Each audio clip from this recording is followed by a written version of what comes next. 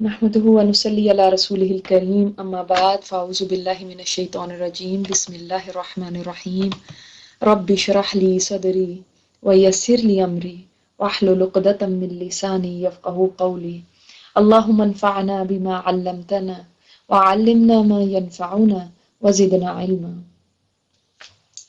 اللهم صل على محمد وعلى آل محمد كما صليت على إبراهيم وعلى آل إبراهيم إنك حميد مجيد اللهم بارك على محمد وعلى آل محمد كما باركت على إبراهيم وعلى آل إبراهيم إنك حميد مجيد آمین یا رب العالمین۔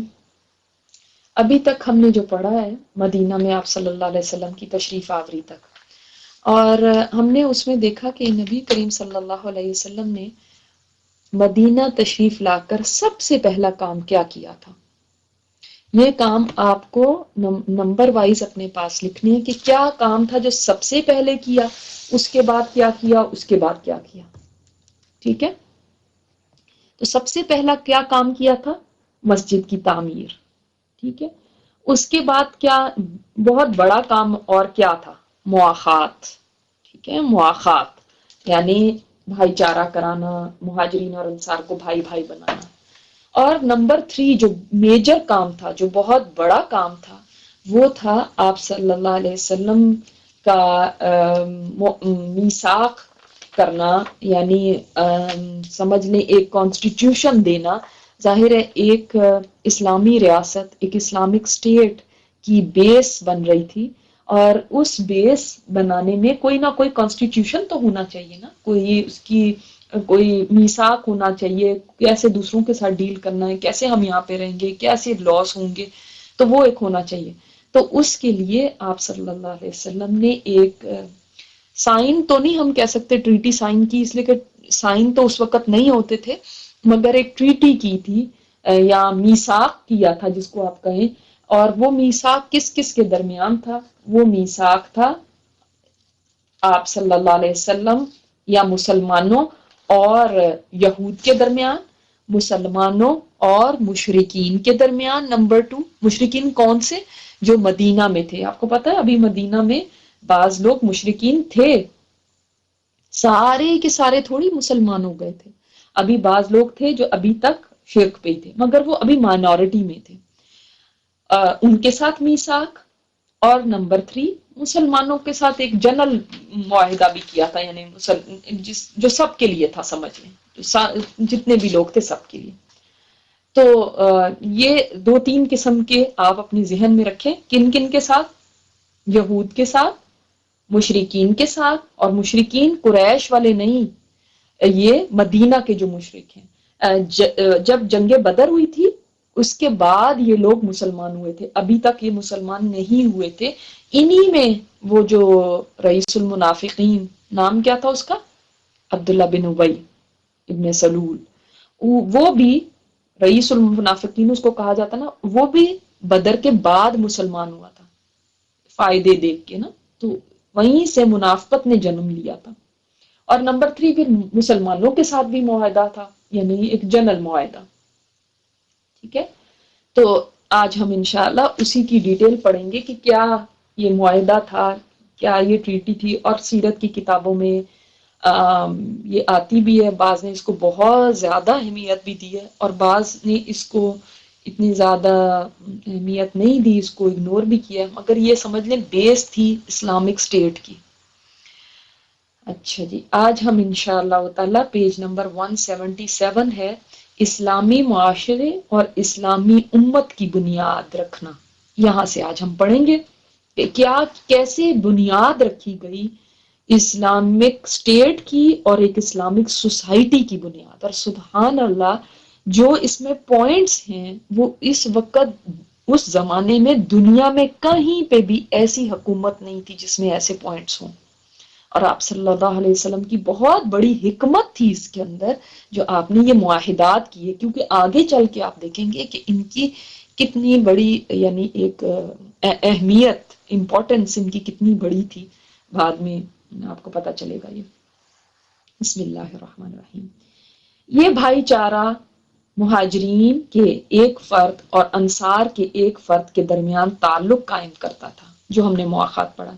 لیکن مسلمان مدینہ آنے کے بعد چونکہ ایک مستقل امت ہو چکے تھے، اس لیے ان کی اجتماعی تنظیم کی بھی ضرورت تھی، یعنی ان کو آرگنائز بھی کرنے کی ضرورت تھی۔ سب کو آرگنائز بھی کرنا تھا۔ دیکھیں وہاں سے مہاجرین پہلے ایک مستقل امت نہیں تھے، اب یہ سمجھ لیں ایک نیشن بن گیا۔ یہاں پہ انصار بھی ہیں، یہاں پہ مہاجرین بھی ہیں، اور انہیں یہ بھی بتلانا تھا کہ ان کے حقوق و واجبات کیا ہیں، کیا آپ کے رائٹس ہیں اور کیا آپ کے فرائض ہیں دوسروں کی طرف۔ اور ان نکات، یہ جو نیچے آپ پڑھیں گے جتنی بھی لسٹ آپ کو دی ہے، ان نکات کی بھی نشاندہی کرنی تھی جو انہیں اوروں سے الگ ایک مستقل امت بناتی ہیں۔ کیا چیز ہے جو آپ کو دوسروں سے ڈیفرنٹ کرتی ہے، جو ڈسٹنکٹیو ہے آپ میں، وہ بھی بتانا تھا۔ تو ان کو صحیح گائیڈ کرنا ضروری تھا اس وقت، کیونکہ اب یہ دیکھیں مدینہ میں کتنی طرح کے لوگ رہتے ہیں، اب مسلمانوں کو گائیڈنس کی ضرورت تھی، کیسے کس کے ساتھ ہمارے تعلقات ہوں گے۔ پھر مدینہ میں مسلمانوں کے علاوہ دو اور جماعتیں تھیں جو عقیدے اور دین، مصالح اور ضروریات اور جذبات و احساسات میں مسلمانوں سے مختلف تھیں، بالکل ڈیفرنٹ تھی نا۔ کون دو جماعتیں تھیں؟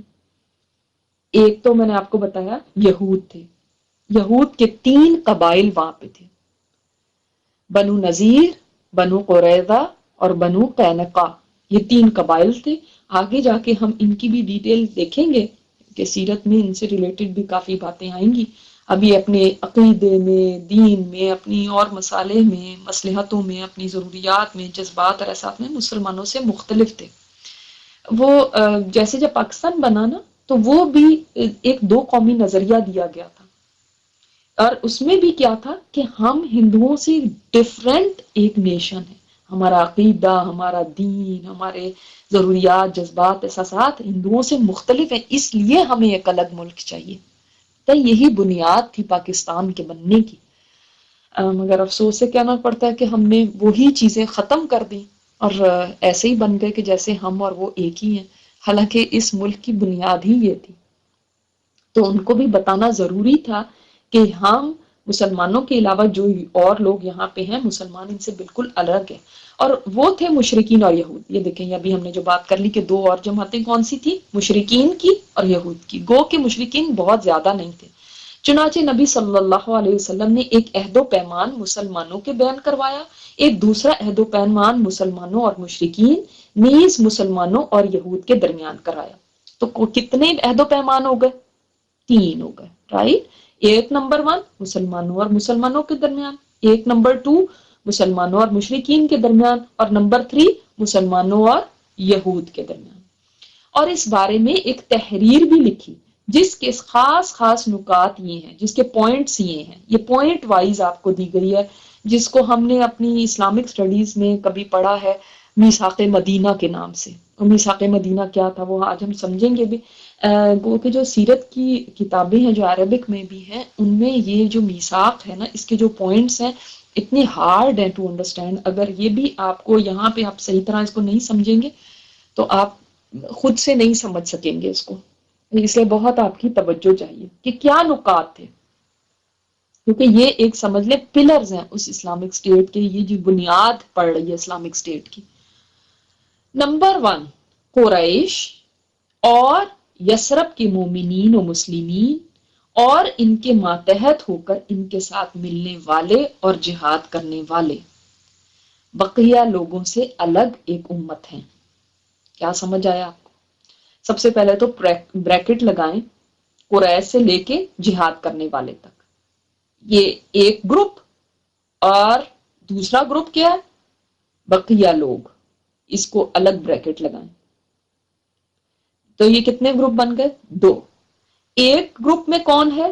قریش کون ہے؟ یعنی مہاجرین، اور جو یثرب، دیکھیں یثرب کا نام آپ صلی اللہ علیہ وسلم نے چینج کر دیا تھا، لیکن چونکہ ابھی یہ سٹارٹ ہے، ابھی تو آپ صلی اللہ علیہ وسلم تشریف لائے ہیں، ابھی یہ نام یعنی لوگوں میں بہت زیادہ فیملیئر نہیں ہے، آپ صلی اللہ علیہ وسلم نے فرمایا، مسند احمد میں یہ روایت ہے کہ مجھے ایک ایسے شہر میں رہنے کا حکم دیا گیا، تمام بستیاں جس کے ماتحت ہوں گی، لوگ اسے یثرب کہتے ہیں لیکن اب وہ مدینہ ہے۔ اللہ تعالیٰ نے مدینہ النبی کا نام طیبہ بھی رکھا ہے، طابہ بھی رکھا ہے، طیبہ جس کو ہم کہتے ہیں۔ تو بخاری میں آپ صلی اللہ علیہ وسلم نے فرمایا کہ کوئی شخص اس شہر میں بدعت ایجاد نہ کرے، یہ پاک شہر ہے نا، جس نے ایسا کیا اس پہ اللہ تعالیٰ کی اور فرشتوں کی اور تمام انسانوں کی لعنت ہے۔ تو یعنی یہ تو پھر یہاں پہ یثرب کیوں یوز کیا گیا؟ یثرب اس لیے یوز کیا گیا کہ ابھی لوگ فیملیئر نہیں تھے نئے نام سے، بہت کامن نہیں ہوا تھا، اس لیے۔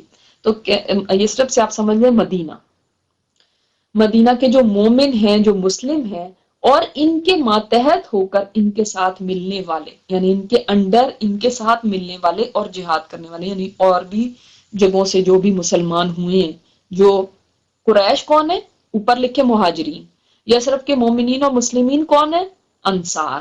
اور ان کے ماتحت ان کے ساتھ ملنے والے اور جہاد کرنے والے کون ہیں؟ وہ باقی جو مسلمان دوسری ٹرائب سے جو اور بدو یا کوئی اور مسلمان ہوئے، یہ ایک گروپ ہے۔ یہ بقیہ لوگوں سے الگ ایک امت ہے۔ سمجھ آ گئی بات؟ اب یہ باقی لوگ الگ امت ہے اور یہ ان سے ڈفرینٹ ہے، ان کی الگ شناخت بتائی گئی، یہ سب ایک ہیں اور یہ سب ایک امت ہے۔ ٹھیک ہے؟ ان کی دیت کی ادائیگی، دیت کیا ہوتی ہے؟ جو خون بہا ہوتا ہے، کسی کا قتل کر دیا کسی نے غلطی سے تو اس کو جو خون بہا دیا جاتا ہے، اور قیدی کی رہائی، وہ بھی جو رینسم دیا جاتا ہے قیدی رہا کرنے کے لیے، اہل ایمان کے درمیان عرف سابق کے مطابق ہوگی۔ عرف سابق کیا مطلب ہے؟ جو پہلے سے عرف عام میں، یعنی جو پہلے سے ایک طریقہ چلا آ رہا ہے، جو پہلے سے جتنی بھی دیت پہلے دیتے تھے اسی طرح رہے گی۔ اب اسلام نہیں اس میں چینج کی ہوگی، وہی دیت ہوگی۔ یعنی دیت اور قیدیوں کی رہائی کے لیے جتنے پیسے دینے ہیں یہ کیا ہوں گے؟ ان ٹرائبس میں عرف سابق کے مطابق ہوگی، اور یہ فدیہ اور دیت میں اہل ایمان کی مدد کریں گے۔ جو فدیہ دینا ہوگا، دیت دینی ہوگی، اس میں اہل ایمان کی مدد کریں گے۔ اور یہ لوگ مفسد، فساد کرنے والے، ظالم اور باغی کے خلاف ایک ہاتھ ہو کر اٹھیں گے، چاہے وہ ان کی اپنی ہی اولاد کیوں نہ ہو، یعنی چاہے مسلمانوں میں سے کوئی کیوں نہ ہو، یہودیوں میں سے ہو، مشرکوں میں سے ہو، کوئی بھی اگر ظالم ہے، کوئی بھی اگر بغاوت کرے گا، اس ٹریٹی کے خلاف کچھ کرے گا، فساد کرے گا، تو یہ نہیں کہا جائے گا جی یہ تو فلاں قبیلے سے ہے، ہم اپنے قبیلے والے کو پروٹیکٹ کریں گے۔ آپ کو پتہ نا پہلے تو یہی ہوتا نا، ہم اپنے ٹرائب والوں کے ساتھ کھڑے ہوئے ہیں، ہم اس کو پروٹیکٹ کریں گے، ایسا نہیں ہوگا۔ بلکہ اگر کوئی ظالم ہے تو چاہے وہ مسلمان ہے اور چاہے وہ اپنی اولاد ہی کیوں نہ ہے کسی کی، اس کے خلاف سب اکٹھے ہو جائیں گے، اتحاد ہوگا۔ کتنی فیئر بات ہے نا، کتنی فیئر بات ہے۔ یہ نہیں کہ نہیں ہمارے مسلمان کچھ کریں گے تو ان کو نہیں کوئی کچھ کہے گا، باقیوں کو کریں گے تو پھر ان کو پکڑا جائے گا۔ اور کوئی مومن، نمبر 4، اور کوئی مومن کسی مومن کو کافر کے بدلے قتل نہ کرے گا اور نہ کسی مومن کے خلاف کسی کافر کی مدد کرے گا۔ یعنی کوئی مومن کسی کو بھی کافر کے بدلے میں قتل نہیں کرے گا اور نہ ہی کسی مومن کے خلاف کسی کافر کی مدد کرے گا۔ یعنی مسلمانوں کو بیچ میں اپنے بتایا جا رہا ہے۔ دیکھیں یہ تو سارے ایک مسلمانوں کے اپنے ایک جو ٹریٹی کے نکات ہیں وہ بتائے جا رہے ہیں کہ مسلمان آپس کے اندر ایک دوسرے کے ساتھ مدد، کسی کافر کے خلاف مسلمان کے اگینسٹ نہیں جائیں گے، کسی کافر کے مدد کے لیے مسلمان کے اگینسٹ نہیں جائیں گے۔ اللہ کا ذمہ ایک ہے۔ ذمہ کا مطلب کیا ہے؟ جیسے پرانے زمانے میں ایک پروٹیکشن دی جاتی تھی، یعنی اس کے ذمہ جیسے ہم ذمہ داری کہہ لیں کہ ذمہ داری کسی کو کسی کی دے دی گئی، ایک آدمی نے کہا جی میں فلاں کا ذمہ لیتا ہوں، میں فلاں کو پروٹیکشن دیتا ہوں، تو کیا ہوگا؟ اللہ کا ذمہ ایک ہے، کہ مطلب کیا؟ مسلمانوں کی طرف سے کسی نے کسی کو پروٹیکشن اگر دی ہے تو سب کی طرف سے وہ پروٹیکشن ہوگی۔ یہ مطلب ہے. لہٰذا ایک معمولی آدمی کا دیا ہوا ذمہ بھی سارے مسلمانوں پر لاگو ہوگا. یعنی معمولی آدمی سے مطلب کیا؟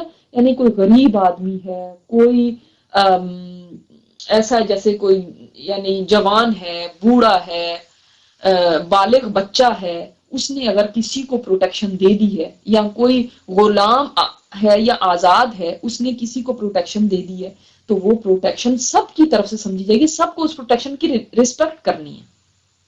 یعنی اب پھر آپ اس بندے کو ہارم نہیں کر سکتے. یعنی اگر کسی کافر کو کسی نے پروٹیکشن دی ہے کہ میں نے اس کا ذمہ لے لیا، تو کوئی اس پروٹیکشن کو توڑے گا نہیں. کیا؟ اور سب اس میں برابر ہیں. چاہے کسی معمولی آدمی نے، غریب آدمی نے بھی پروٹیکشن دی ہے، وہ بھی ایکولی سمجھی جائے گی سارے مسلمانوں کے لیے.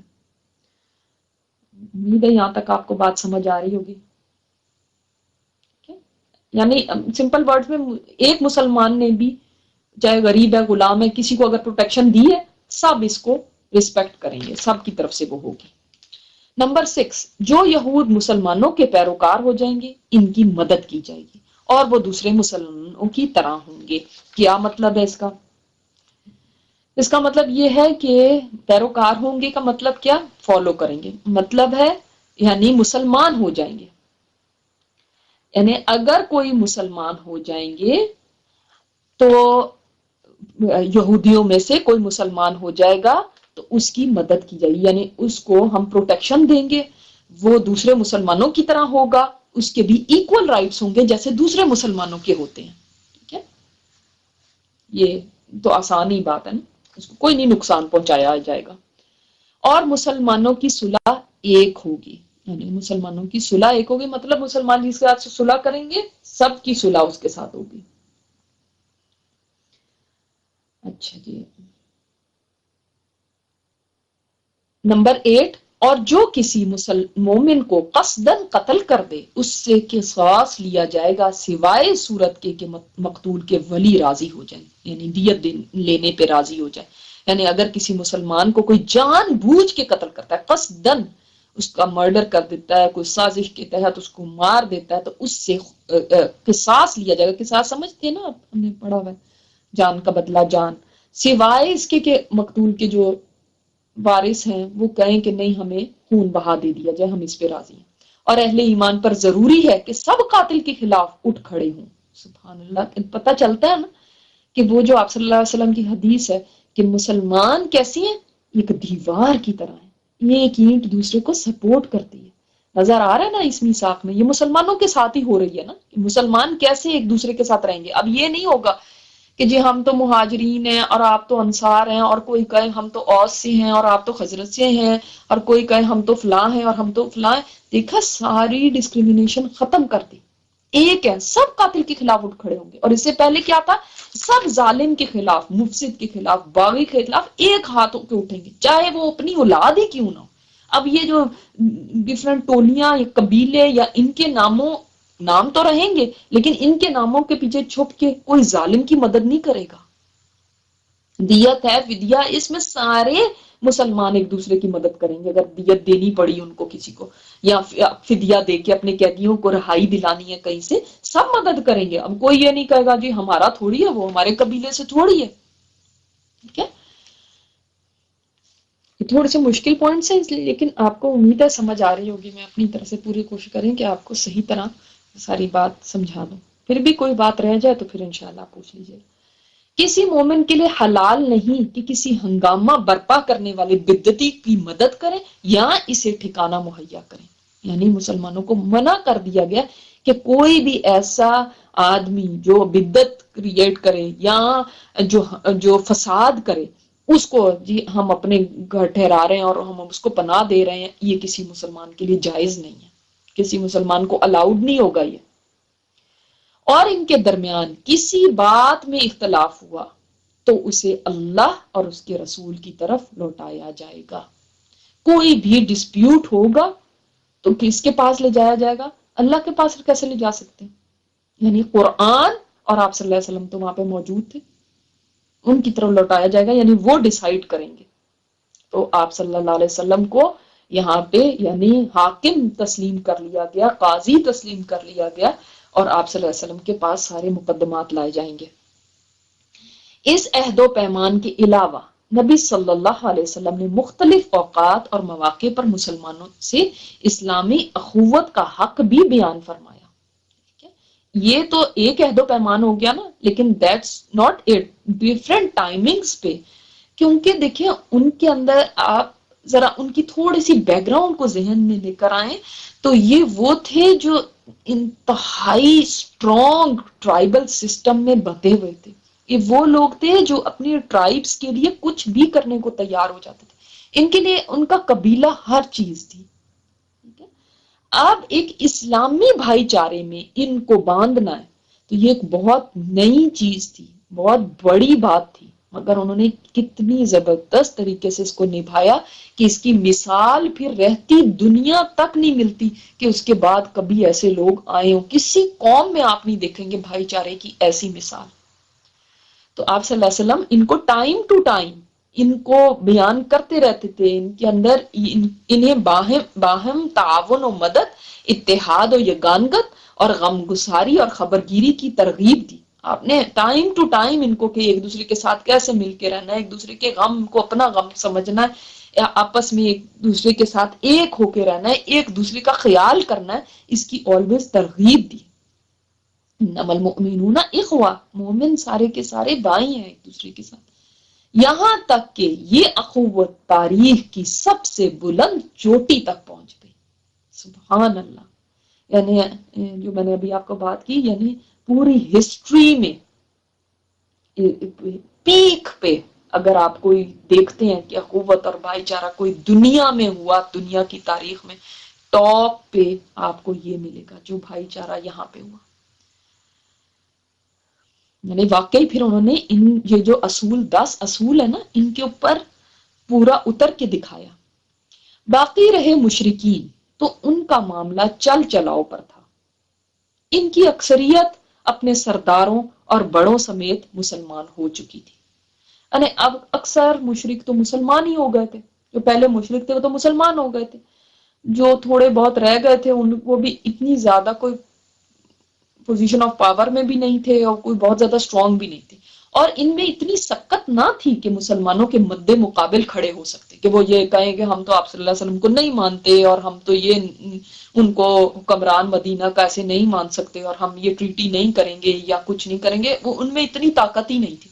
دیکھیں ان کے ٹرائب، اگر کسی ٹرائب کے اندر کوئی تھے بھی رہ گئے جو مشرک تھے، تو ان کو نہ تو زور زبردستی سے کہا گیا کہ آپ لوگ مسلمان ہو جاؤ، اب یہاں پہ اسلامک اسٹیٹ قائم ہو گئی، اب آپ لوگ نہیں رہ سکتے یہاں پہ، یا آپ لوگوں کو ہونا پڑے گا مسلمان۔ آپ دیکھتے ہیں بہت بعد تک بھی مثالیں ملتی ہیں کہ کوئی مسلمان ہوئے، عہد تک بھی مثال ملتی ہے کہ ایک کافر تھے اور وہ مسلمان ہو گئے۔ تو آپ کو یہ جو کہا جاتا ہے نا کہ اسلام تلوار کے زور پہ پھیلا، اسلام تو پتہ نہیں زبردستی کرتا ہے، دیکھیں آپ صلی اللہ علیہ وسلم تشریف لے بھی آئے ہیں، انہی قبائل کے اندر مشرکین بھی رہ رہے ہیں، نہ کوئی زور زبردستی کی گئی، نہ ان کو کوئی وہاں سے نکالا گیا، نہ ان کے ساتھ کوئی جبر کیا گیا۔ ہاں یہ ہے کہ کچھ اصولوں کے اوپر ہم چلیں گے اور وہ اصول لے ڈاؤن کر دیے گئے، یہ ہیں and these are fair enough کہ جس میں سب کی ان کو آزادی تھی اپنی پریکٹسز کرنے کی، ان کو نہیں کچھ بھی کہا گیا اس سلسلے میں۔ تو پھر یہ کہنا کہ نہیں بھی اسلام جو ہے نا زبردستی کرتا ہے، لا اکراہ فی الدین، یہ آیت اسی بارے میں تو ہے کہ دین کے معاملے میں کوئی زبردستی نہیں کہ آپ مسلمان ہوں، اس معاملے میں کوئی زبردستی نہیں۔ اس آیت کو بھی ذرا سمجھنا ضروری ہے، یہ نہ ہو کہ آپ کے بچے ہی کسی دن آپ کو کہتے ہیں لا اکراہ فی الدین، امی میں نے نماز نہیں پڑھنی کیونکہ دین میں تو کوئی زبردستی نہیں۔ جب مسلمان ہو گئے تب تو آپ کو ابائڈ بائی کرنا ہے، آپ کو لاس کو فالو کرنا ہے، لیکن آپ کسی کافر کو زبردستی مسلمان نہیں کر سکتے۔ اب یہ ایک زبردست مثال آپ یہاں پہ دیکھ رہے ہیں، حالانکہ میجورٹی کس کی ہے؟ مسلمانوں کی۔ آپ صلی اللہ علیہ وسلم کے جان نثار ہیں یہ لوگ، اور پھر بھی مشرکین کو آزادی ہے رہنے کی بھی، مشرکین کو آزادی ہے اپنی پریکٹسز کی بھی۔ تو اب ان میں اتنی طاقت نہیں تھی کہ یہ مسلمانوں کے خلاف کھڑے ہو جائیں اور کوئی بغاوت کریں، لہٰذا ان سے نبی صلی اللہ علیہ وسلم نے یہ عہد لیا کہ کوئی مشرک قریش کی جان و مال کو پناہ نہیں دے گا اور نہ کسی مومن کے آگے اس کی حفاظت کے لیے رکاوٹ بن سکے گا۔ یہ بات سمجھ آئی؟ یعنی نمبر 2 اب یہ کون سا معاہدہ ہے؟ جو مشرکین کے ساتھ. پہلے ہم نے 10 پوائنٹ کس کے پڑھے؟ جو مسلمانوں کے ساتھ معاہدہ ہو گیا. اب یہ نمبر 2 کیا ہے؟ جو مشرکین جو وہاں پہ مدینہ میں رہنے والے تھے ان کے ساتھ کیا کس چیز کے اوپر معاہدہ ہوا کہ کوئی مشرکین مکہ میں سے مشرک قریش کی جان و مال کو پناہ نہیں دے گا. قریش کون؟ مطلب مشرکین مکہ اوپر لکھیں. ان کو کوئی بھی ان کی جان کو مال کو پناہ نہیں دے گا کہ میں نے جی اس کو پناہ دے دی ہے مدینہ میں اور اب اس کو کوئی ہارم نہیں کر سکتا. ایسے نہیں ہوگا. آپ ان کو پروٹیکشن دے ہی نہیں سکتے اور نہ کسی مومن کے آگے اس کی حفاظت کے لیے رکاوٹ بن سکے گا. یعنی مومن مسلمان اور اس کی اگر جنگ ہوتی ہے کوئی لڑائی ہوتی ہے تو کھڑے ہو گئے اور کسی مشرک کا جو مکہ کا مشرک ہے اس کی حفاظت کے لیے آگے رکاوٹ بن کے کھڑے ہو گئے. یہ بھی نہیں کریں گے. ٹھیک ہے. اور اس عہد کے بعد ان کی طرف سے کوئی اندیشہ نہ رہا. یعنی اب ان کی طرف سے کسی ہارم کا اندیشہ نہیں تھا. زیادہ یہی ہوتا تھا نا، یہی ہو سکتا تھا کہ یہ بھی مشرک ہے تو یہ نہ ہو کہ یہ وہاں کے مشرکین جو مکہ کے مشرکین ہیں ان کا ساتھ دیں کہ بھئی ہم بھی بت پرست تم بھی بت پرست ہو، آؤ بیچ بیچ میں سے کوئی سازشیں کریں، بیچ بیچ میں سے کوئی ایسے کام کرنے کی کوشش کریں. تو اس خطرے کو یعنی یہ عہد کر کے اس خطرے کو ایک طرف کر دیا گیا. باقی رہے یہود. اب کس کا معاملہ رہ گیا؟ یہود کا. تو ان کے ساتھ نبی صلی اللہ علیہ وسلم نے جو معاہدہ کیا اس کے خاص خاص نکات حسب ذیل ہیں. یعنی یہ اس کے امپورٹنٹ پوائنٹس ہیں وہ یہاں پہ دے دیے کہ جیوز کے ساتھ کیا ٹریٹی ہوئی تھی. یہود مسلمانوں کے ساتھ ایک امت ہوں گے. یعنی یہود بھی ایک امت ہے اور مسلمان بھی ایک امت ہے.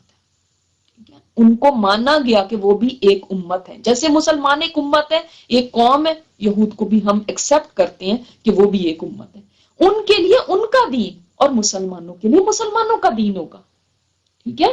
یعنی ہم آپ کے دین میں چاہے وہ شرک کر رہے ہیں چاہے وہ کچھ بھی کر رہے ہیں اپنے دین میں جو بھی انہوں نے چینجز کی ہیں، آپ کے لیے آپ کا دین، ہمارے لیے ہمارا دین. لکم دینکم ولی دین. ٹھیک ہے. تو ہم نہیں کوئی انٹرفیئر اس میں کریں گے. اور مسلمانوں کے لیے مسلمانوں کا دین ہوگا. ان کے ذمے ان کا خرچہ ہوگا. مسلمانوں کے ذمے مسلمانوں کا خرچہ ہوگا. کون سا خرچہ؟ یعنی آپ کی جو بھی آپ نے اپنے جو بھی آپ کے پور ہیں، جو بھی آپ کے مطلب اندرونی کوئی معاملات ہیں اس کا جو بھی خرچ ہے، جو آپ کے ویلفیئر کی کام ہے ان کا کوئی خرچ ہے، جو آپ نے فدیہ دینا ہے، خون بہا ادا کرنا ہے، جتنی بھی یہ ساری چیزیں جیسے مسلمانوں کو کہا گیا نا کہ آپ نے مل کے جیسے اب دیت دینی ہے، فدیہ دینا ہے، یہ آپ کا اپنا انٹرنل معاملہ ہے. آپ اپنے خرچے کے خود ذمہ دار ہوں گے. ہم نہیں آپ کی ہیلپ کریں گے کہ آپ کا خرچہ ہم اٹھائیں کہ کسی یہودی نے دوسرے کو قتل کر دیا یا کچھ ہو گیا تو اب اس کو پیمنٹ کے لیے آپ کی مدد کریں. ایسا نہیں ہوگا. آپ کے کوئی ویلفیئر کے کام ہے، آپ کے کوئی اندرونی جھگڑے ہیں، آپ کے کوئی کچھ اور ٹیک کیئر کرنی ہے چیزوں کو، تو وہ آپ کا اپنا معاملہ ہے. ٹھیک ہے. جو طاقت اس معاہدے کے کسی بھی فریق سے جنگ کرے گی یا یثرب پر حملہ آور ہوگی سب اس کے خلاف آپس میں تعاون کریں گے اور ہر ایک اپنی جانب کا دفاع کرے گا. کیا مطلب؟ جو طاقت یعنی جو بھی آؤٹ سائڈ اینیمی جو ہے وہ اس معاہدے کے کسی بھی فریق سے جنگ کرے گا. معاہدہ کے کسی بھی فریق سے جتنے کون کون فریق ہیں یہاں پہ معاہدے، یعنی مسلمان ہیں، مشرک ہیں، یہودی ہیں، کسی بھی فریق سے جنگ کرے گا یا مدینہ پہ حملہ کرے گا کوئی بھی، تو کیا ہوگا؟ سب اپنے اپنے نہیں سنبھال کے بیٹھیں گے، سب ایک ہو کے لڑیں گے، آپس میں تعاون کریں گے، ہر ایک اپنی اپنی طرف کا دفاع کرے گا، اپنی اپنی طرف سے ڈیفینڈ کرے گا. ٹھیک ہے. تو سب ون ہو کے مدینہ کا دفاع کریں گے. اور اس معاہدے کے شرکاء کے درمیان خیر خواہی، خیر اندیشی اور نیکوکاری کے تعلقات ہوں گے، گناہ کے نہیں. یعنی آپس میں بھی کسی گناہ پہ تعاون نہیں کریں گے، آپس میں بھی خیر خواہی کے ساتھ ایک دوسرے کے ساتھ رہیں گے، نیکوکاری کے تعلقات ہوں، یعنی اچھے ٹرمز کے اوپر ہم رہیں گے آپس کے اندر. جس کو بڑا پھر یہودیوں نے کیا کیا تھا یہ دیکھیں. بہت سارے لوگ کہتے ہیں مسلمانوں نے یہود کے اوپر کیوں حملہ کیا، فلاں کیا. ان کو جب یہ پتہ ہی نہیں ہے بیک گراؤنڈ تو پھر آگے جا کے ذہن میں ڈفرینٹ باتیں آتی ہیں. تو ان چیزوں کو سمجھنا بہت ضروری ہے کہ کس چیز پہ ایگری کیا تھا یہود نے. آدمی اپنے حلیف کے جرم میں نہیں پکڑا جائے گا. تو یعنی آپس میں اب یہ حلیف ہے نا، مسلمان ہیں اور یہ ہے، یہ سارے آپس میں حلیف ہو گئے. اب کوئی جرم کرتا ہے تو اب اس کے جرم کے اندر اس کے حلیف کو نہیں پکڑ لیا جائے گا کہ جی یہ بھی کیونکہ یہ ان کا حلیف ہے. پہلے زمانے میں تو ایسے ہی ہوتا تھا، حلیف جو ہے وہ بھائی سے بھی زیادہ ہوتا تھا. تو کسی کو اس کے حلیف کے جرم میں پکڑا نہیں جائے گا. ٹھیک ہے. مظلوم کی مدد کی جائے گی. مظلوم کوئی بھی ہو، وہ جہاں پہ بھی ہو، اس کی مدد کی جائے گی. جب تک جنگ برپا رہے گی یہود بھی مسلمانوں کے ساتھ خرچ برداشت کریں گے. یعنی اگر مدینہ کے اوپر کوئی حملہ کر دیتا ہے تو کوئی پیچھے نہیں رہے گا، سارے اپنی اپنی طرف سے مدینہ کو ڈیفینڈ کریں گے، اور جتنا بھی اس کا خرچہ آئے گا سب اس کے اندر پارٹیسپیٹ کریں گے. نمبر 7، اس معاہدے کے شرکاء پر یثرب میں ہنگامہ آرائی اور کشت خون حرام ہوگا. یعنی اب اس معاہدے کے جتنے بھی لوگ ہیں آپس میں ہم کوئی ایک دوسرے کا خون نہیں بہائیں گے، کوئی ایک دوسرے کے ساتھ لڑائی جھگڑا نہیں کریں گے، کوئی یہاں پہ ہنگامہ آرائی یا فساد، خون، یہ چیزیں نہیں ہوگی. یہاں پہ ہم آپس میں یعنی امن و امان کے ساتھ رہیں گے. حرام ہوگا یعنی کوئی یہودی آ کے مسلمان کو قتل کر دے، یا مشرک آ کے کسی مسلمان کو یا یہودی کو قتل کر دے، اس طرح سے یا ہنگامہ آرائیاں کریں، ایک دوسرے کا فتنے فساد کھڑے کریں، یہ چیز نہیں ہوگی. یہ ایگری کیا تھا انہوں نے. اور اگر ان میں کوئی ہنگامہ یا جھگڑا برپا ہو جائے تو اس کا فیصلہ اللہ اور اس کے رسول کریں گے. یہ کون سا ہنگامہ یا جھگڑا ہے؟ یعنی فریقین کے آپس کے درمیان. یہ نہیں ہے کہ یہودی کو قتل کرے گا تو پھر وہ آپ صلی اللہ علیہ وسلم اس کا فیصلہ کریں گے، یہ نہیں کہا جا رہا. ان کی کورٹس اپنی تھی، ان کو سمجھ لیں ایک آزادی دی گئی. آپ اپنی چیزوں کے خود ذمہ دار ہیں.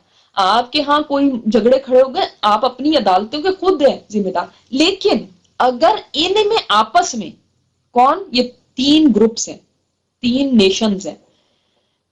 نیشن ان کو تو نہیں مانا گیا مشرکین کو، مگر یہود ایک امت، مسلمان ایک امت، اور مشرکین جو بچے کھچے تھے، یہ 3 وہ ہیں. اب آپس میں بھی تو کچھ معاملہ ہو سکتا ہے، کسی چیز کے اوپر جھگڑا ہو سکتا ہے کہ جی یہ بات یا یہ تو ہم نے ایسے کی تھی.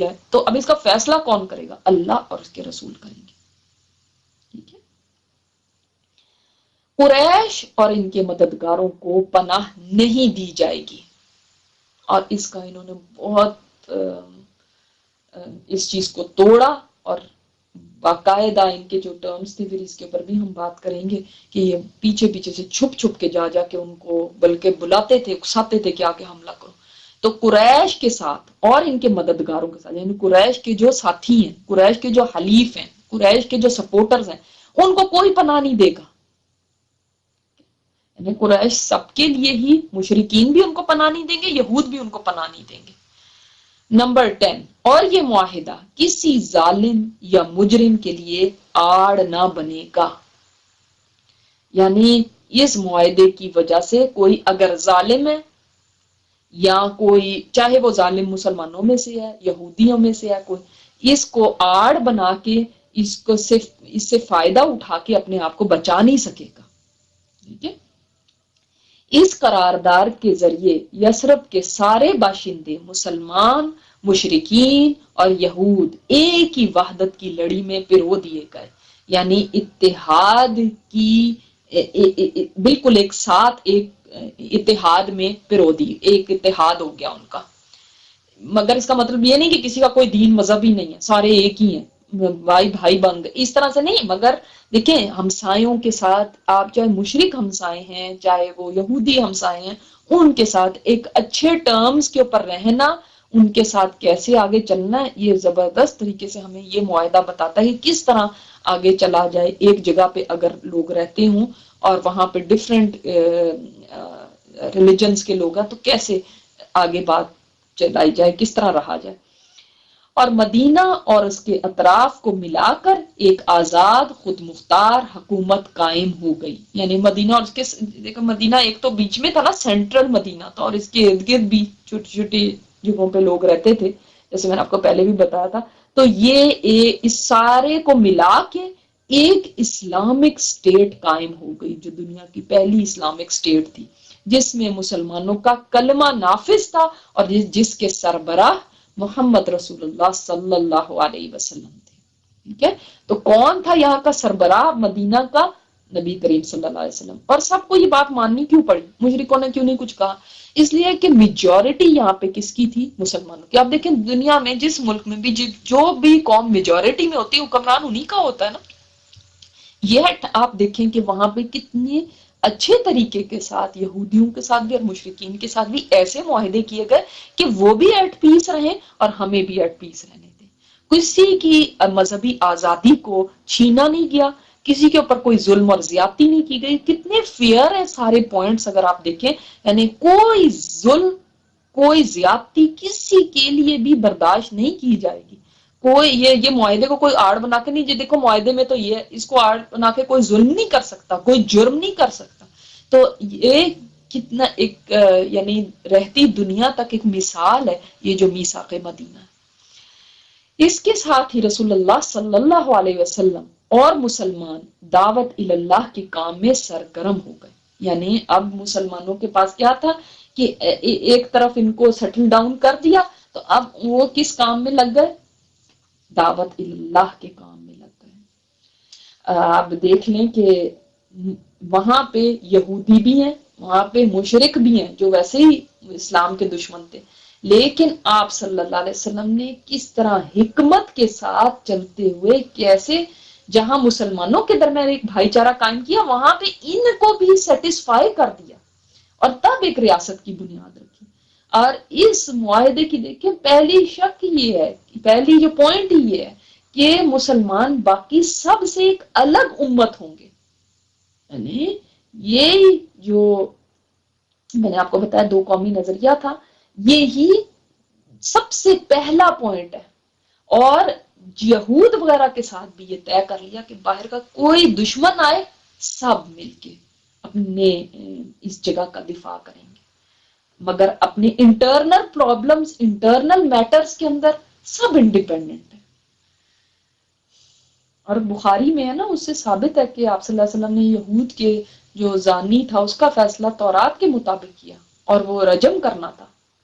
تو مذہبی آزادی ان کو دی، لیکن اس کے باوجود وہ لوگ مسلمانوں کے خلاف شرارتیں کرنے سے باز نہیں آئے. اگر دیکھیں یہاں پہ ہمیں پتہ چلتا ہے کہ فی الحال کے لیے ایٹ پیس سب کو کر کے، اگر کوئی اچھے لوگ ہوں، یہ لوگ ان یہود کی تو بات آپ کو آگے بھی پتہ چلے گی کہ ان کی نیچر کیا ہوتی ہے، اس لیے وہ تو ایٹ پیس رہے ہی نہیں نا. ورنہ کوئی بھی یعنی ایسا انسان ہو جس کی جو سلیم الفطرت ہوں لوگ، تو وہ لوگ اتنی زبردست قسم کے یہ پوائنٹس دیے گئے کہ آرام سے کوئی نیشن رہ سکتا ہے اور مسلمان دعوت اللہ کے کام میں سرگرم ہوں گے. چنانچہ آپ صلی اللہ علیہ وسلم مسلمانوں اور غیر مسلموں کی مجالس میں تشریف لے جاتے، ان کے سامنے کلام اللہ کی آیات تلاوت فرماتے، اللہ کی طرف بلاتے اور جو ایمان لاتا اس کا تزکیہ فرماتے اور اسے کتاب و حکمت سکھاتے. اللہ اکبر! کہ آپ صلی اللہ علیہ وسلم کا طریقہ کیا تھا؟ خود تشریف لے جاتے، سربراہ ہیں لیکن ایسے نہیں کہ کوئی محل ہو جس میں بیٹھے ہوئے یا کوئی گدی ہو جس پہ تشریف فرمائے اب لوگ آئے میرے پاس، نہیں، خود تشریف لے جاتے تھے. ہم کہتے ہیں کہ کنواں پانی کے پاس، کنواں پیاسے کے پاس نہیں آتا، دیکھو یہاں پہ کنواں خود پیاسے کے پاس جاتا ہے. جب ضرورت ہوتی ہے نا تو کنویں کو بھی جانا پڑتا ہے پیاسے کے پاس. اگر ہم کہیں کہ نہیں پیاسے تو ہی آ، تو دین کے معاملے میں یہ بھی کرنا پڑے تو کوئی اس کے اندر اپنی توہین نہ سمجھے، کوئی اس کے اندر اپنے یہ نہ سمجھیں کہ میں کیوں جاؤں اور پتہ نہیں دوسرے کی بڑائی اور میری اس میں حقارت ہو جائے گی. ایسا کچھ بھی نہیں. آپ صلی اللہ علیہ وسلم خود تشریف لے جاتے تھے اور کس چیز سے تبلیغ کرتے تھے جو تھرو آؤٹ ہم سیرت میں پڑھ رہے ہیں، اللہ کے کلام سے، اللہ کی کلام کی آیات تلاوت فرما کے ان کو بلاتے تھے اللہ کی طرف. اور جو ایمان لے کر آتا ہے کلمہ پڑھ لینا کافی نہیں ہے، اس کے بعد تزکیہ، یعنی انسان کے جو انر سیلف ہے اس کو پاک صاف کرنا، اور پھر کتاب و حکمت ان کو سکھاتے تھے. ان کو بھی یعنی سیکھنے کی ضرورت تھی، ایسے نہیں تھا کہ وہ عربی جانتے ہیں تو یہ لو سارے ایک ایک کتاب لے لو، یہ لو سارے آیتیں لے لو جو ابھی تک اتنی ہوئی ہیں، خود ہی گھر میں پڑھتے رہنا ان کو. تم لوگ تو سمجھتے ہی ہو نا عربی، اور تمہارے تو حالات کے مطابق ہے، تو ان کو تو کوئی مشکل نہیں ہونی چاہیے تھی سمجھنے کے لیے، کہ ایسا نہیں ہے، ان کو بھی سکھایا گیا قرآن، جبکہ ہم اجمی ہو کے سمجھتے ہیں کہ ہم بغیر کسی استاد کے ہم ویسے ہی سیکھ لیں گے، ہم پڑھ لیتے ہیں نا خود ہی، تفسیریں پڑھ لیتے ہیں تو ہمیں خود ہی آ جائے گا۔ قریش کی فتنہ خیزیاں، اب آپ صلی اللہ علیہ وسلم یہاں پہ آ کے سیٹل ہو گئے ہیں، لیکن اللہ اکبر، دیکھیں ہم شاید یہ سوچتے ہوں کہ دیکھو وہاں سے شکر ہے ان کو ریلیف ملا، وہاں پہ اتنے مسئلے مسائل تھے، ہم نے سارا کتنا پڑھا ہے مکہ کے دور کے بارے میں، اور وہاں پہ جو مسلمان جس کشمکش میں تھے، جس قدر سخت حالات میں تھے، ایسے لگتا ہے، ذہن میں یہ آتا ہے کہ اب تو آ کے یہاں پہ حکومت بھی قائم ہو گئی، اسلامک اسٹیٹ بھی ہو گئی، تو سب بڑا پیس اور بڑا سب چین کی بانسری بج رہی ہوگی اور ایسے ہوگا۔ ایسا نہیں ہوا، ایک چیلنج سے نکلے تو دوسرا چیلنج تھا، ایک مشکل سے نکلے تو دوسری مشکل تھی، اور زندگی اسی کا نام ہے۔ ہم سوچتے ہیں ایک مشکل سے نکلے اب تو ہمارے لیے سب چیز بہت اچھی ہونی چاہیے، ایسا نہیں ہوتا، یہ دنیا کی زندگی ہے، یہ جنت نہیں ہے۔ ہم شاید جنت سمجھ کے بیٹھے ہیں، جب بھی ہم ایک کے بعد دوسری چیز کا انتظار کرتے ہیں کہ بس اب خوشیاں ہی خوشیاں ہوں، یہ چیز، اسی لیے ہم دنیا کے پیچھے بھی کیوں اتنا بھاگتے ہیں، ہم سوچتے ہیں پیسہ اتنا ہو جائے گا تو پھر خوشیاں ہی خوشیاں، اتنی جائیدادیں بن جائیں گی تو خوشیاں ہی خوشیاں، میرے بچہ فلانے پوزیشن پہ پہنچ جائے گا، یہ اس میں اس کا داخلہ ہو جائے گا تو خوشیاں ہی خوشیاں، ایسا نہیں ہے۔ ایک چیلنج ہوتا ہے تو اس کے بعد دوسرا، دوسرا ہوتا ہے تو تیسرا، زندگی یہی ہے، اور انہی مشکلات سے گزر کے انسان کو منزل پہ پہنچنا ہے۔ کس نے آپ سے وعدہ کیا کہ دنیا جنت ہے؟ کہیں ہے قرآن میں؟ کہیں ہے قرآن میں، کہیں ہے حدیث میں کہ یہ دنیا جو ہے وہ پھولوں کی سیج ہے، اور یہ دنیا جو ہے یہ اتنے مزے کی چیز ہے، اور بس یہ کر لو گے تو بس مزے ہی مزے ہیں یہاں پہ؟ کہیں پہ بھی نہیں۔ ان مسلمانوں کو تو ملا نہیں، تو ہمیں کیسے مل سکتا؟ تو قریش کے داؤ پیچ، اب دیکھیں یہاں پہ بھی آ گئے، انہوں نے پیچھا نہیں چھوڑا، ان کو وہاں پہ چین نہیں آیا۔ مدینہ پہنچ کر نبی صلی اللہ علیہ وسلم وہاں کے معاملات مرتب فرما رہے تھے، یعنی ساری چیزوں کو آرگنائز کر رہے تھے، تو زندگی کے مختلف گوشوں کی تنظیم کر رہے تھے، اور یہ توقع کر رہے تھے کہ وہاں آپ صلی اللہ علیہ وسلم کو اور مسلمانوں کو کسی کشمکش اور ٹکراؤ کے بغیر اپنے دین پر عمل کرنے کے لیے پرامن ماحول میسر آئے گا، کہ اسی دوران قریش کے داؤ گھات سامنے آئے، جن کا مقصد یہ تھا کہ مسلمانوں کا خاتمہ ہو جائے۔ یعنی ان کا کیا مقصد تھا؟ دشمن نے اپنی دشمنی نہیں چھوڑی، آخر شیطانی قوتیں کہاں چین سے بیٹھتی ہیں، رہتی دنیا تک، قیامت تک کے لیے یہ ہے، شیطانی قوتیں کب بھی چین سے نہیں بیٹھیں گی۔ جہاں انسان دین کے اوپر چلنے لگتا ہے، دین کے راستے کے اوپر کوئی کوشش شروع کرتا ہے، یہ قوتیں اور تیز ہو جاتی ہیں۔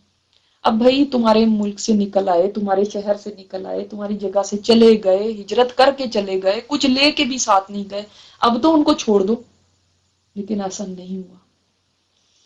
یہاں پہ بھی انہوں نے کیا کیا؟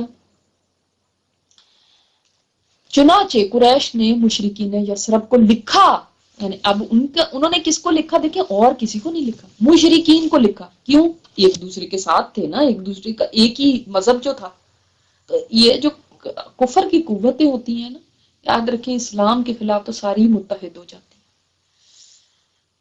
مسلمانوں سے لڑ کر انہیں مدینہ سے نکال باہر کریں، اور اگر ایسا نہ کیا تو قریش ان کے جوانوں کو قتل کر دیں گے اور عورتوں کو قیدی بنا لیں گے۔ یعنی اتنی بڑی دھمکی انہوں نے دی کہ اگر آپ لوگوں نے اس جگہ سے ان مسلمانوں کو یہاں سے نہ نکالا تو پھر دیکھنا کہ ہم کیا کرتے ہیں، ہم آپ کی عورتوں کو بھی قیدی بنائیں گے اور آپ کے جوانوں کو قتل کر دیں گے۔ اس خط کی آمد پر مشرکین اس پر عمل درآمد کے لیے اٹھ کھڑے ہوئے، یعنی انہوں نے وہاں سے کہتے نا تیلی لگا دی، اب وہ تیلی لگا دی ان کو تو یہ بھی جوش میں آ کے کھڑے ہو گئے۔ لیکن رسول اللہ صلی اللہ علیہ وسلم نے ان کے پاس جا کے واضح و نصیحت کی، اور کیا زبان ہوگی میرے نبی کی کہ آپ صلی اللہ علیہ وسلم کی واضح و نصیحت تھی، آپ کا جو کلام تھا تو ظاہر ہے بات دل کو لگی ہوگی، تو لڑائی کے ارادے سے باز آ گئے اور ادھر ادھر بھی کر گئے، یعنی وہ تو بالکل اس چیز کے اوپر ہو گئے تھے کہ ہم تو اب ان کو نکال باہر کریں گے، لیکن آپ صلی اللہ علیہ وسلم نے کیسے معاملات کو ٹھنڈا کیا نا. دیکھیے اس کے اندر کتنی حکمت نظر آتی ہے. اگر آپ صلی اللہ علیہ وسلم بھی اس وقت یہ کرتے کہ مسلمانوں کو ابھارتے کہ دیکھو یہ مشرکین ابھی ان کے ساتھ ٹریٹی کی ہے، ابھی معاہدہ ہوا اور معاہدے میں یہی بات کی تھی کہ ان کے ساتھ نہیں، آپ نے ان کا نہیں ساتھ دینا، اور دیکھو یہ ابھی ہمارے خلاف کھڑے ہو گئے اور ایسے کرنے لگے ہیں، چلو اب ان کے ساتھ جنگ کرو، تو کیا ہوتا. تو حکمت جو ہے نا، یہ وہ چیز ہے جو یعنی مومن کی میراث ہے. یہ اس کے ساتھ چلنا، یہ نہیں کہ ہر وقت ہم ایک لڑنے کے موڈ میں رہیں، تلواریں نکالنے، اب ہم اس کو نہیں چھوڑیں گے اور اس کو نہیں. یہ نہیں. آپ صلی اللہ علیہ وسلم نے کس طرح سے دیکھیں اس چیز کو ہینڈل کیا، اس معاملے کو، جبکہ مسلمان آپ صلی اللہ علیہ وسلم پہ جان نثار کرنے کو تیار تھے. دکھا تھا سارے مدینہ کس طرح آپ صلی اللہ علیہ وسلم کو اپنے گھر رکھنے کے لیے ایک دوسرے سے آگے بڑھ رہے تھے. تو کیا مشکل تھا ایک اشارہ کرتے، وہ تو ویسے بھی مائنورٹی تھے. اسی طرح اوس کے سردار، اب یہ اوس قبیلہ تھا نا، اس کے سردار کون تھے؟ سعد بن معاذ. سعد بن معاذ کا آپ نے نام پہلے بھی سنا رضی اللہ تعالیٰ عنہ. عمرہ کے لیے مکہ گئے تو ابو صفوان امیہ بن خلف. امیہ بن خلف کون تھا؟ ابو صفوان امیہ بن خلف کون تھا؟ بلال رضی اللہ تعالیٰ عنہ کا جو آقا تھا. اس کے ساتھ بیت اللہ کا طواف کر رہے تھے. کیونکہ یہ لوگ دیکھیں ان کے پہلے تو آپس میں حلیف کے تعلقات، لوگوں کے آپس میں بھی تو ریلیشن شپس ہوتے تھے نا. اب ہم کہیں جائیں تو ہمارے کوئی بھائی بنے ہوئے ہیں، کوئی وہ بنے ہوئے ہیں، تو ان کے ساتھ تعلقات رہتے ہیں. تو یہ اس ٹائم پہ یہ سعد بن معاذ عمرہ کے لیے گئے تو وہاں پہ اس آدمی کے ساتھ، اس کافر کے ساتھ یہ بیت اللہ کا طواف کر رہے تھے کہ ابو جہل سے سامنا ہو گیا. اس نے حضرت سعد کو پہچانا تو انہیں دھمکیاں دی، کہنے لگا مکے میں امن کے ساتھ گھوم رہے ہو جبکہ اپنے یہاں پہ بے دینوں کو پناہ دے رکھی ہے. یعنی مکے میں تو آ کے تم مزے سے گھومنے لگے ہوئے، اور جو ہمارے بھاگے ہوئے لوگ ہیں، جو ہمارے باغی ہیں، جو ہمارے سے بے دین ہو کے نکلے ہوئے ہیں، تم نے ان کو اپنے پاس رکھا ہوا ہے. یعنی how can you do this کہ تم ہماری جگہ پہ آ کے آرام سے طواف کر رہے ہو جبکہ ہمارے بھاگے میں ان کو تم نے پناہ دی ہے. سنو اللہ کی قسم، اگر تم ابو صفوان کے ساتھ نہ ہوتے نا تو اپنے گھر سلامت پلٹ کے نہیں جا سکتے تھے. یعنی چونکہ اب اس نے تو ان کے ساتھ تو تعلقات ہیں، ان کے ساتھ حلیف بنے ہوئے ہیں، ان کو تو ظاہر ہے یہ ان کا اپنا بندہ تھا نا امیہ بن خلف. تو یہ نہ ساتھ ہوتا تمہارے، اس کی رسپیکٹ میں چھوڑ رہا ہوں، ورنہ تم اپنے گھر سلامت نہیں جا سکتے تھے. یہ مسلمانوں کو مسجد حرام سے روکنے کا اعلان تھا. یہ کتنی بڑی دھمکی تھی کہ یہ آج نہ ہوتا تو تم نے بچنا نہیں تھا.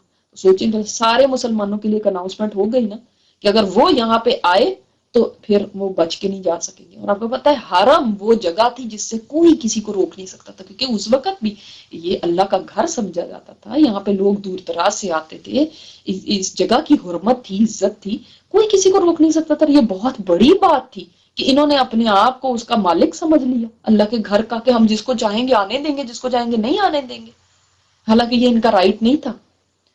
تو یہ مسجد حرام سے روکنے کا اعلان تھا، اور اس کا بھی کہ اگر وہ قریش کی حدود میں پائے گئے تو انہیں قتل کر دیا جائے گا.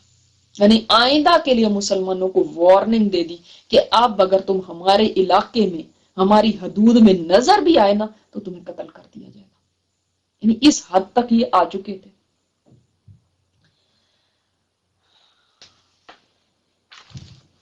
اچھا، اب یہ صرف یہی نہیں کر رہے تھے، قریش کے تعلقات یثرب کے یہود سے بھی تھے. دیکھیں ان کے تعلق مشرکوں سے تو تھے ہی تھے، مطلب ظاہر ہے وہ تو ان کے ہم مذہب تھے. اب انہوں نے پہلے مشرکوں کو پرووک کیا کہ وہ کسی طرح یہاں پہ گڑبڑ کریں.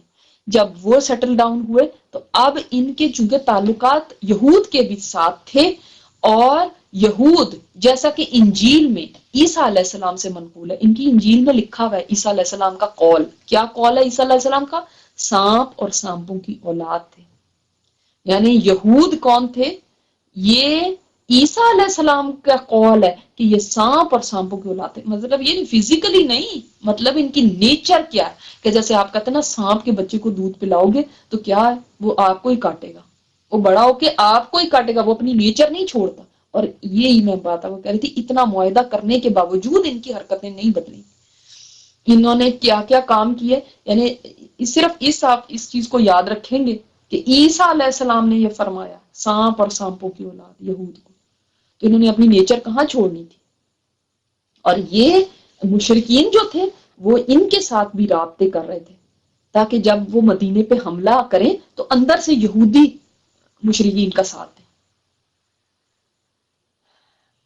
اور آپ صلی اللہ علیہ وسلم نے تو وحی کی وجہ سے واضح کر دیا تھا کہ مدینہ جو ہے کسی کے ہاتھوں فتح نہیں ہوگا، بلکہ یہیں سے لشکر نکلیں گے، شہروں کے شہر فتح ہوں گے اور مدینہ کے ماتحت ہوں گے.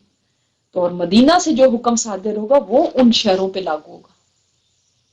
تو آپ صلی اللہ علیہ وسلم نے پیشین گوئی کر دی تھی یعنی وحی کے ذریعے.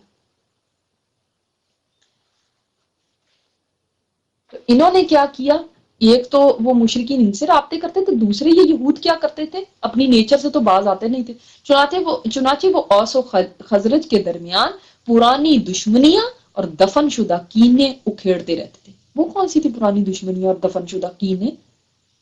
پتہ ہے نا، آپ کو بتایا تھا کہ اوس اور خزرج کے درمیان جنگ بعاث ہوئی تھی، با عین الف ثا سے جو اس کو کہتے ہیں. جنگ بعاث میں انہوں نے تو اتنی مطلب کئی سو سال تک چلی تھی، اور اس میں آپ کو بتایا تھا کہ ان کے کتنے لوگ ختم ہو گئے تھے. یہ تو میرے پرانی دشمنی، آپ کسی دو کنٹریز کے درمیان پرانی دشمنی ہو تو اتنی آسانی سے ختم تھوڑی ہوتی ہیں. تو لیکن اب مسلمان ہو کے یہ بھائی بھائی بن گئے تھے، اب ایک ہو گئے تھے.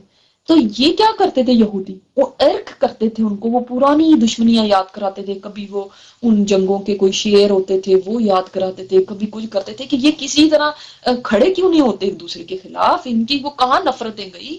انہیں ایک دوسرے کے خلاف بھڑکانے اور دنگا فساد پیدا کرنے کی کوشش کرتے تھے. یہ بھڑکیں کہ کیوں ایسا کیوں جاتے تھے. یہ فتنہ پرور لوگوں کا یہ کام ہوتا ہے نا، فطرت ہوتی، چین سے تو بیٹھتے نہیں. اللہ تعالیٰ معاف فرمائے ایسی نیچر سے کہ بس ہر جگہ جہاں جانا وہاں پہ کہیں نہ کہیں فساد کرنا. کسی کا گھر دیکھ لیا کہ آرام سے رہ رہے ہیں، پیس سے رہ رہے ہیں، خوشی سے رہ رہے ہیں، تو وہ برداشت نہیں ہوا. اب ایک کو دوسرے کے خلاف، ساس کو بہو کے خلاف، بہو کو ساس کے خلاف، نند کو بھابھی کے خلاف اکسا دیا، کہیں شوہر بیوی میں لڑائیاں کرا دی. تو ان کی نیچر ایسی ہوتی ہے کہ وہ فتنہ پسند کرتے ہیں. یہود کی بھی نیچر ایسی تھی کہ وہ فساد کھڑا کرنے کے لیے، یعنی امن و امان سے بھی تو رہ سکتے تھے. کتنا پیارا یہ جگہ ہو سکتی تھی جس میں سارے امن سے رہتے، اس ٹریٹی کے مطابق سب کو رائٹس اپنے مل رہے ہیں، اپنے اپنے خوش رہو. لیکن سازشی ذہن کے جو لوگ ہیں، آج تک ان کی سازشیں ختم نہیں ہوئی، وہ لوگ پھر کبھی بھی نہ چین سے نہیں بیٹھتے. یوں مدینے میں اندر اور باہر سے مسلمانوں کو خطرات نے گھیر لیا، اور بات یہاں تک جا پہنچی کہ صحابہ کرام ہتھیار لے کے سوتے تھے اور ہتھیار کے ساتھ ہی صبح کرتے تھے. اللہ اکبر. یہ اپنی ان کی اسلامک سٹیٹ تھی، یہ وہ جگہ تھی جہاں پہ آپ صلی اللہ علیہ وسلم سربراہ تھے، یہ وہ جگہ تھی یہاں پہ ہجرت کر کے آئے تھے. تب بھی یہ حال تھا، اتنا خطرہ تھا، اتنی ٹریٹیز کرنے کے باوجود باہر سے بھی خطرہ تھا، اور پتہ نہیں تھا کہ ان میں سے کون کس وقت شر پھیلا دے. اور یہ حد ہو گئی کہ صحابہ کو ویپنز لے کے سونا پڑتا تھا، یعنی سونے کے لیے بھی ان کو ساتھ ہتھیار رکھنے پڑتے تھے، صبح بھی اس حالت میں کرتے تھے. اب آپ مجھے بتائیں کہ وہاں پہ بھی جا کے کوئی ایسا نہیں تھا کہ بس وہ خوشحالی یہ ہو گیا، بہت ہی اچھا ان کو انوائرمنٹ مل گئی اور اب اور کیا چاہیے تھا. ایسا نہیں تھا، وہاں پہ بھی مشکلات ہی مشکلات تھیں. پہلے کتنے دشمن تھے؟ ایک تھے، قریش مکہ. اب کون کون دشمن ہے؟ اب یہودی بھی دشمن، قریش مکہ تو سٹل دشمن ہے، اور آپ آگے دیکھیں گے منافقین نے جب جنم لے لیا تو پھر منافقین بھی دشمن.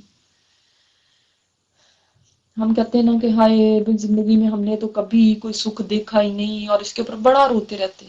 لیکن آپ دیکھیں مسلمان بھی کئی، بعد میں اسلام کو بہت عروج ملا، لیکن شروع کے دنوں میں کئی مسلمان تو شہید ہو گئے اس کا عروج دیکھے بغیر.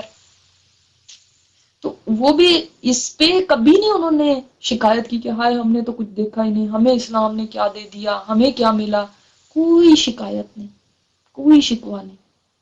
رسول اللہ صلی اللہ علیہ وسلم کے لیے پہرے کا انتظام کیا گیا تھا، یہاں تک کہ اللہ تعالیٰ کا یہ ارشاد نازل ہوا واللہ یعصمک من الناس. سورہ المائدہ میں آتا ہے نا کہ اللہ تعالیٰ اب لوگوں سے آپ کی حفاظت کرے گا. یعنی آپ کو پہرے کی ضرورت نہیں، اتنا زیادہ خطرہ تھا۔ حضرت عائشہ رضی اللہ تعالیٰ عنہ نے فرمایا کہ ایک رات آپ صلی اللہ علیہ وسلم پوری رات جاگے رہے، یعنی اتنا خوف تھا، اتنا خطرہ تھا، پوری رات جاگے رہے، صحیح کیسے سوتے، کو پتہ نہیں تھا کون کس طرف سے دشمن آ جائے۔ پھر آپ صلی اللہ علیہ وسلم نے آخر فرمایا کاش میرے صحابہ میں کوئی آدمی ایسا ہوتا جو رات کو میری حفاظت کرتا، تاکہ میں تجھ رات سو تو سکوں۔ ابھی اسی حال میں تھے، دیکھیں اللہ تعالیٰ کیسے مدد فرماتا ہے کہ ہتھیاروں کی جھنجھناہٹ کی آواز سنائی تھی، دیکھا تو کون تھا؟ سعد بن ابی وقاص۔ پوچھا آپ صلی اللہ علیہ وسلم نے کہ کیوں آئے ہو، کیسے آپ اس ٹائم پہ آئے؟ فرمایا کہ میرے دل میں آپ کی ذات کے بارے میں خوف محسوس ہوا، یعنی کہ آپ خطرے میں ہیں، یہ مجھے دل میں محسوس ہوا، اس لیے میں پہرا دینے کے لیے حاضر ہوا۔ سبحان اللہ، یہ مسلم میں روایت ہے۔ یعنی ان کو اپنی جانوں کی نہیں پرواہ تھی کہ ہم آپ صلی اللہ علیہ وسلم کا پہرا دیں، دل میں آیا ہوگا کہ آپ کو کوئی خطرہ نہ ہو کہیں، تو اللہ تعالیٰ نے دیکھیں کیسے انتظام کر، اور اللہ ہی دل میں بھی ڈالتا ہے۔ اور اس سے یہ بھی پتا چلتا ہے کہ اللہ تعالیٰ چاہتا تو فرشتے اتار دیتا، تو فرشتے نہیں اتر سکتے تھے؟ بدر میں بھی تو اترے، تو فرشتے آپ کی حفاظت کرتے رہتے، آپ کو گارڈ کرتے، لیکن اگر فرشتے ہی اتر جاتے تو لوگ پھر یہ کہتے بعد میں آپ کی امت کے لوگ کہ لو جی ان کے لیے تو فرشتے اتر جاتے تھے، ان کا تو کام آسان تھا، جو کام نہیں ہو سکتا تھا تو فرشتے کر دیتے تھے، اور ہجرت کرنے لگے تو براق ان کے لیے آ جاتی، تو لوگ کہتے وہ تو براق پہ چلے گئے تھے، ان کو کیا مشکل تھی؟ اصل مشکلیں تو ہمارے لیے ہیں، اصل مسئلے تو ہمارے لیے ہیں، اصل خطرے تو ہمارے لیے ہیں۔ نہیں، آپ صلی اللہ علیہ وسلم مثال بنے، رہتی دنیا تک مسلمان آپ صلی اللہ علیہ وسلم کی زندگی سے سیکھیں کہ دیکھو ایسے حالات میں بھی میرے نبی نے ثابت قدمی اختیار کی، اور کیسے رہے، اور کیسے ان کے وہ جان نثار لوگ تھے، کیسے وفادار لوگ تھے، ان کا بھی تو امتحان ہو گیا تھا نا۔ صحابہ نے اپنی کیسی وفاداری دکھائی کہ جب تک یہ پھر حکم نازل نہیں ہوا تھا تو صحابہ ہی آپ صلی اللہ علیہ وسلم کی حفاظت کے لیے پہرا دیا کرتے تھے، اور آپ صلی اللہ علیہ وسلم نے خود بھی نہیں فرمایا اور تمہیں نہیں وہ ہے، تم لوگ اپنے اپنے تو تیار لے کے سو گئے ہو اور میری حفاظت کے لیے کوئی نہیں ہے، نہیں، تب بھی کہتے ہیں کہ کاش میرے صحابہ میں کوئی ایسے ہوتا، تب بھی ان کو نہیں کہا مجھے گارڈ کرو، اور اللہ تعالیٰ نے انتظام فرما دیا۔ تو انسان اپنی نظر ہمیشہ اللہ کی طرف رکھے، اللہ انتظام فرماتا ہے۔ اور جب یہ آیت نازل ہوئی تو پھر آپ صلی اللہ علیہ وسلم نے فرمایا لوگوں اب واپس چلے جاؤ، اللہ عز و جل نے مجھے محفوظ کر دیا، یعنی اب مجھے نہیں کسی کے طرف سے حفاظت کی ضرورت ہے۔ لڑائی کی اجازت، ان پرخطر حالات میں اللہ عز و جل نے قریش سے قتال کی اجازت نازل فرمائی، یعنی قریش سے پہلے آج تک ان سے لڑائی کی اجازت نہیں تھی۔ آپ کو پتا ہے نا جب وہاں پہ مکہ میں بھی مسلمان تھے تو ان کو یہی تھا کہ مسلمان اپنے ہاتھ روک کے رکھیں، لیکن اب قتال کے بارے میں جو پہلی آیت نازل ہوئی سورۃ الحج کی آیت کہ اذن للذین یقاتلون بانہم ظلموا، جن لوگوں سے لڑائی کی جاتی رہی ہے انہیں بھی اب قتال کی اجازت دی جاتی ہے۔ ان اللہ علی نصرہم لقدیر، یہ نہ سمجھنا کہ اللہ نہیں ان کی حفاظت کر سکتا، اللہ نہیں ان کی مدد کر سکتا، نہیں، اس میں کوئی شک نہیں کہ اللہ تعالیٰ ان مظلوموں کی مدد کرنے پر خود قادر ہے، لیکن اللہ تعالیٰ اب ان کو اجازت دیتا ہے کہ یہ اپنے سینے ٹھنڈے کر دیں، بھی انہم ظلموا، اس لیے کہ ان پہ ظلم کیا جاتا رہا ہے۔ تو مشرکین مکہ ہجرت کرنے والے مسلمانوں کو بھی روک رہے تھے، جو وہاں پہ مسلمان تھے نا اب ان کو بھی نہیں جانے دے رہے تھے، وہاں پہ ان کو روکا ہوا تھا، ان کے مال ضبط کر لیے تھے، ان کے بیوی بچے ان سے چھین رہے تھے، اور اب آپ نے دیکھ لیا مسلمانوں کو کعبہ کی زیارت سے بھی منع کر دیا تھا، مسلمانوں کو قید و بند کی صحبتوں میں مبتلا کر رہے تھے، اور مدینہ کو مٹانے کے لیے اور مسلمانوں کے گھروں میں داخل ہونے کے لیے اور ان کو جڑ سے اکھاڑنے کے لیے منصوبے بنانے لگ گئے تھے۔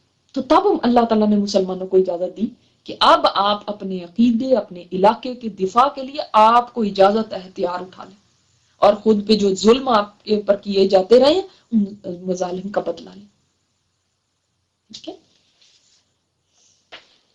تو آئندہ چل کے حالات مزید بدلے تو یہ اجازت واجب کے درجے تک پہنچ گئی، یعنی اب اس کے بعد حالات جب بدلے تو پھر مسلمانوں کے لیے مینڈیٹری ہو گیا تھا کہ اب وہ لڑیں، ان کے لیے ضروری ہے کہ اب لڑیں، اب تو فرض کا درجہ ہو گیا تھا، حالات ایسے ہو گئے تھے جس میں غیر قریش بھی شامل تھے، لیکن ان واقعات کے ذکر سے پہلے ان مراحل کو مختصر ذکر کر دینا ضروری ہے کہ کون سے ایسے مرحلے آئے تھے جس کی وجہ سے پھر مسلمانوں کو مینڈیٹری کر دیا گیا تھا کہ اب وہ لڑائی کریں گے، اور غیر قریش بھی شامل تھے، یعنی جو مہاجرین تھے صرف وہی نہیں لڑیں گے، باقی بھی لڑیں گے۔ تو اب یہ ہمیں پتا چلے گا کہ اسلام میں جنگ کی اجازت کیوں دی گئی، کہ کیا حالات ہو گئے تھے، کن حالات میں ہوتی ہے یہ اجازت۔ پہلا مرحلہ، مشرکین قریش کو برسر جنگ سمجھنا، یعنی وہ تو آپ کے ساتھ جنگ کرنے کو تلے میں، کیونکہ انہوں نے ہی ظلم کا آغاز کیا تھا، لہٰذا مسلمانوں کو حق پہنچتا تھا کہ ان سے لڑائی لڑیں اور ان کا مال ضبط کریں، جبکہ دوسرے مشرکین عرب کے ساتھ یہ صورتحال نہیں تھی۔ یعنی باقی جو عرب کے دوسرے مشرکین ہیں ان کے ساتھ مسلمانوں کو جنگ کرنے کو نہیں کہا گیا کہ آپ ان کے ساتھ بھی لڑو، ان کے ساتھ بھی لڑو، نہیں، یعنی جو آپ کے ساتھ لڑ نہیں رہا اس سے نہیں لڑنا، لیکن جو قریش مکہ ہیں انہوں نے جتنا ظلم کیا ہے، اور جو میں نے ابھی آپ کو باتیں بتائیں کیسے بیوی بچے چھین رہے تھے، کیسے مسلمانوں کے وہ ہجرت بھی نہیں کرنے دے رہے کہ جا بھی نہیں سکتا، یہیں پہ رہو اور یہیں پہ تم لوگوں کو ہم ٹارچر کریں گے، تو اس لیے مسلمانوں کا حق تھا کہ ان کو لڑائی کی اجازت ملتی۔ ٹھیک ہے، یہ بات سمجھ آ گئی۔ دوسرا مرحلہ، مشرکین عرب میں سے جو قریش کا ساتھ دیں گے اور ان سے اتحاد کریں گے، یا غیر قریش میں سے جو بذات خود مسلمانوں پر ظلم و زیادتی کریں گے، ان سے لڑنا۔ یعنی چاہے جو مشرکین عرب میں سے، یعنی باقی جو قبائل ہیں، قریش نہیں، جو ان باقی قریش کے علاوہ لوگ ہیں، اگر وہ بھی قریش کا ساتھ دیتے ہیں یا ان سے اتحاد کر لیتے ہیں، ایک ہو جاتے ہیں، الائنس کر لیتے ہیں، تو ظاہر ہے ان سے بھی لڑنے کی اجازت ہے۔ پہلے تو ان سے ہماری کوئی لڑائی نہیں ہے آپ کے ساتھ، لیکن اگر آپ ان کا ساتھ دو گے قریش کا، تو پھر تو ظاہری بات ہے آپ کے ساتھ بھی لڑائی ہے۔ یا اگر قریش نہیں اور کوئی قبیلے ہیں وہ مسلمانوں پہ ظلم زیادتی کر رہے ہیں، بھئی تو آپ سے نہ ہم لڑ رہے ہیں نہ کچھ ہے، تو پھر آپ ہمارے ساتھ ظلم زیادتی کیوں کرو گے؟ تو ان سے بھی پھر ظاہر ہے لڑنا جائز ہی ہے۔ پھر تیسرا مرحلہ، جن یہود نے رسول اللہ صلی اللہ علیہ وسلم کے ساتھ عہد و پیمان کر رکھا ہے، اگر وہ خیانت کریں اور مشرکین کا ساتھ دیں تو ان کے عہد بشرط استواری کو توڑ دیا جائے، کو توڑ دینا، یعنی اب ان کے ساتھ پھر عہد پھر نہیں رکھا جائے گا۔ اگر ان میں سے یہود میں سے جو اب مدینہ میں یہود رہتے تھے، انہوں نے تو مسلمانوں کے ساتھ ٹریٹی کی تھی نا، عہد کیا تھا، اگر آپ وہ خیانت کریں، مشرکوں کا جا کے ساتھ دینا شروع کر دیں، ان کو جا کے جاسوسیاں کریں، ان کو کہیں کہ آؤ یہاں پہ حملہ کرو، تو پھر ہمارا آپ کے ساتھ عہد تو نہیں قائم رہ سکتا نا، پھر تو آپ کے ساتھ بھی لڑائی ہوگی نا، آپ بھی تو ان کے سائیڈ والے ہی ہو گئے۔ آپ کو تو کیا چاہیے تھا، ٹریٹی کے مطابق کیا تھا کہ باہر سے کوئی حملہ کرتا ہے تو آپ سب مل کے ہم ڈیفینڈ کریں گے، لیکن اگر آپ دشمنوں کے ساتھ مل جاتے ہیں تو ہماری تو پھر آپ کے ساتھ بھی دشمنی ہے۔